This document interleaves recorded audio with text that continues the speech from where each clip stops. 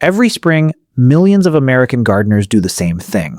They go to the garden center, spend real money on beautiful plants, fill their containers, put in real effort, and then watch every single one of those plants die over winter. And the following spring, they do it all over again. Same money, same effort, same result. That arrangement is extremely profitable for garden centers, it is extremely expensive for you, and it is completely unnecessary. There are perennials, tough, beautiful, proven perennials that survive winter in a container, come back stronger every spring, and multiply into free plants while you are sitting on your porch. You plant them once. They reward you for decades. Today I am giving you 10 of them. Drop your US state or USDA hardiness zone in the comments right now. I read every single one and it shapes what I put out every week. Let's go. Plant 1. Hosta. If you have a shaded patio, a north-facing porch, or a dim doorstep that has defeated every plant you have ever put in front of it, this is the conversation you needed to have before you spent another dollar on something that was going to struggle and die in that spot. Hosta is hardy in USDA zones 3 through 9, one of the widest cold hardiness ranges of any shade perennial available to American gardeners. Massive architectural leaves in blue-green, gold, cream-edged, and two-tone varieties that do something almost no other plant does. They get more impressive every single year. Here is what most gardening channels never tell you about hosta in containers.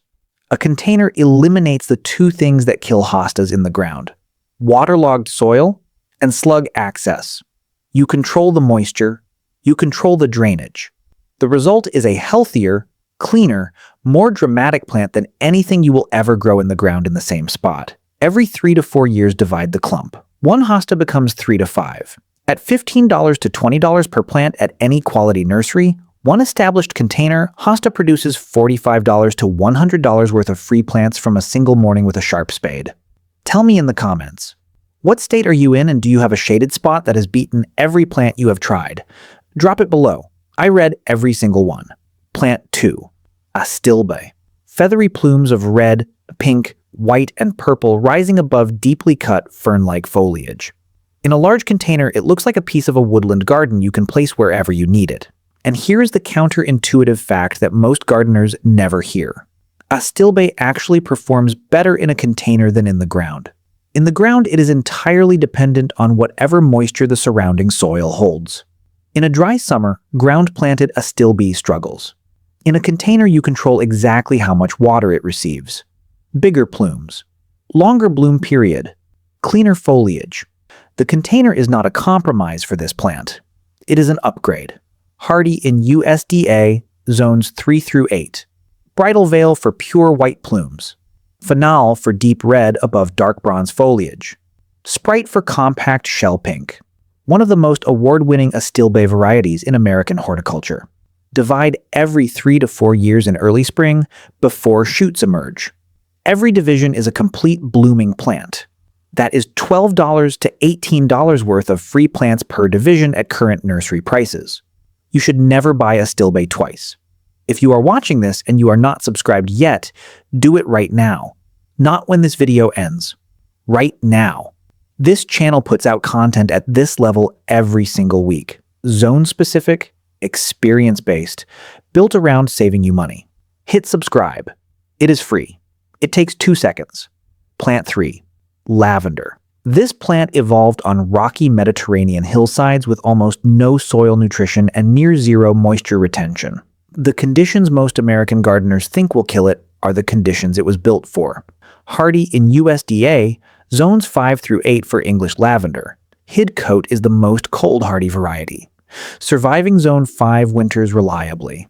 For the South and Gulf Coast states, phenomenal, handles heat and humidity across zones 6 through 9 better than any other lavender available. Here is the counterintuitive fact that kills more lavender than any pest or disease. Moisture-retaining potting mix is lavender's primary killer. Mix your standard potting soil with 1/3 coarse perlite before planting. Never fertilize it, not once all season. The essential oil concentration that creates both the fragrance and the natural mosquito-repelling properties actually increases when the plant is slightly hungry. Neglect is not just acceptable with lavender. It is the correct technique. Cut back by 1/3 after the first bloom flush. Always into the green growth, never into the woody stems. It returns fuller and more fragrant every single time. Plant 4. Coreopsis. This plant blooms from early summer straight through to the first frost. Not in flushes, not in cycles. Continuously, week after week with barely a pause. And it does that in poor soil, in drought, in heat, in containers that other plants would have abandoned by July. Coreopsis is hardy in USDA, zones 3 through 9.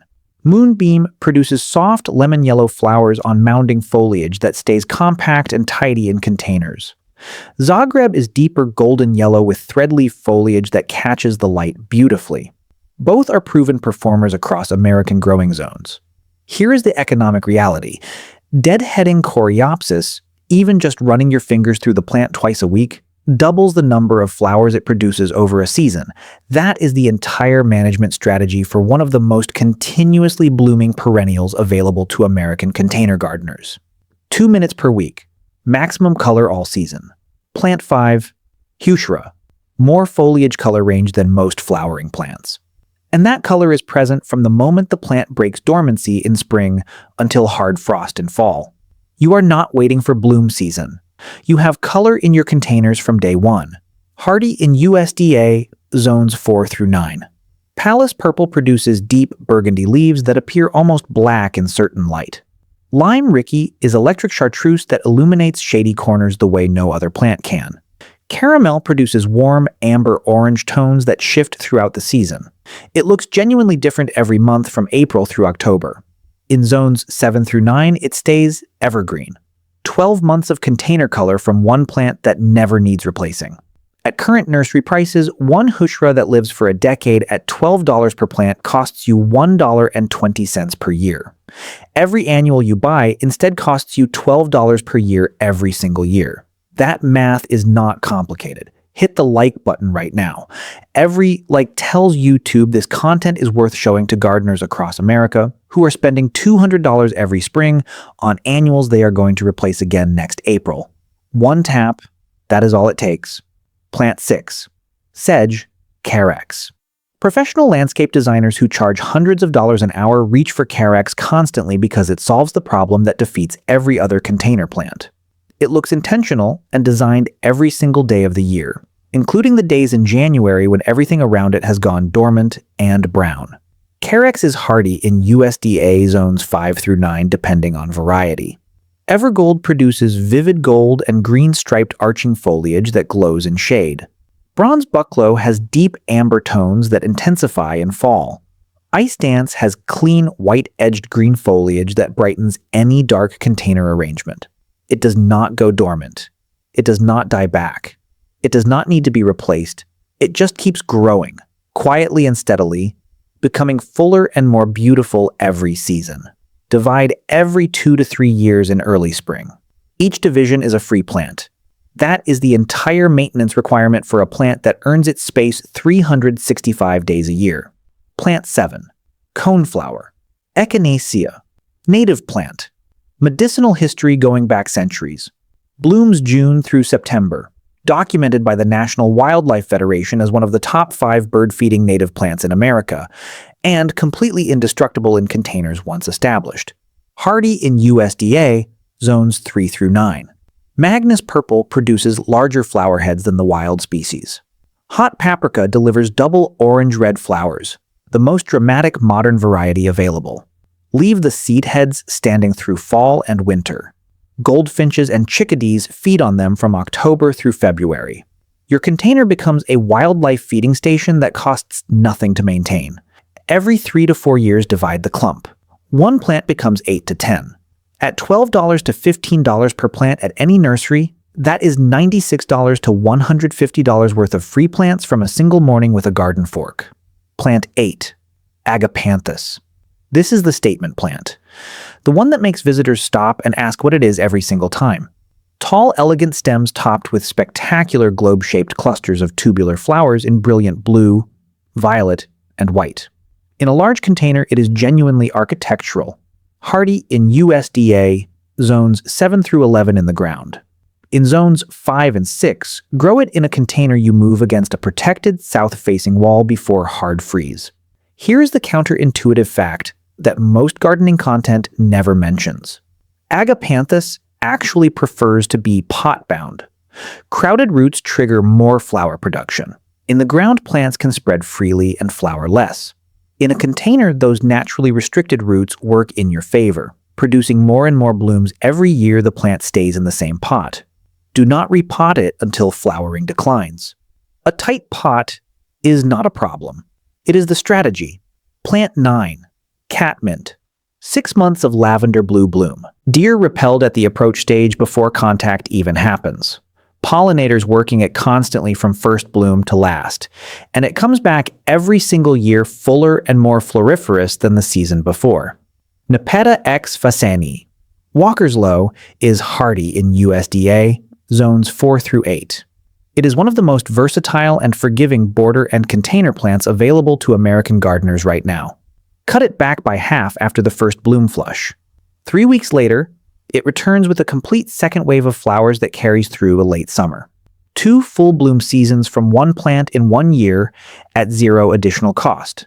Compare catmint directly to petunias, the most commonly purchased container plant in America. Petunias need deadheading every few days, weekly fertilizing, and complete replacement every single year. Catmint needs 1 cut per season, no fertilizer, and comes back stronger every spring for years.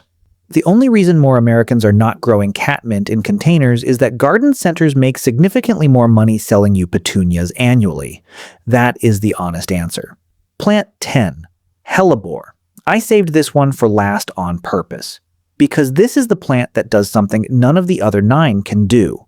It blooms in January, in February, in March, right through frost and snow.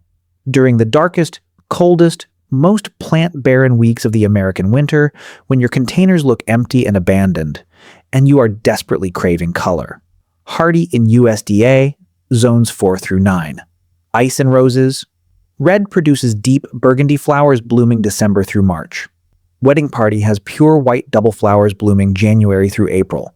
Penny's Pink delivers soft pink with darker veining, one of the most elegant hellebore varieties in the American market.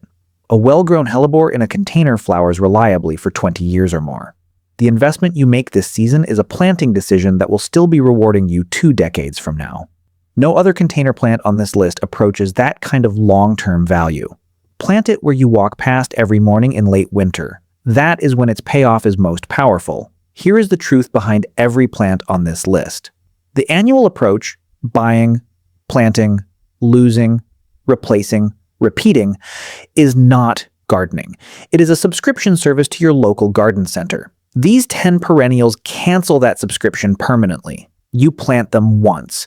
They come back, they multiply, they get better every season for decades. Subscribe right now if you have not already. Hit the bell and drop 2 things in the comments before you go. What state or zone are you gardening in? And which of these 10 perennials are you adding to your containers this season? I read every single comment. Your answers shape the next video directly. Now go fill those containers. And this time, for good.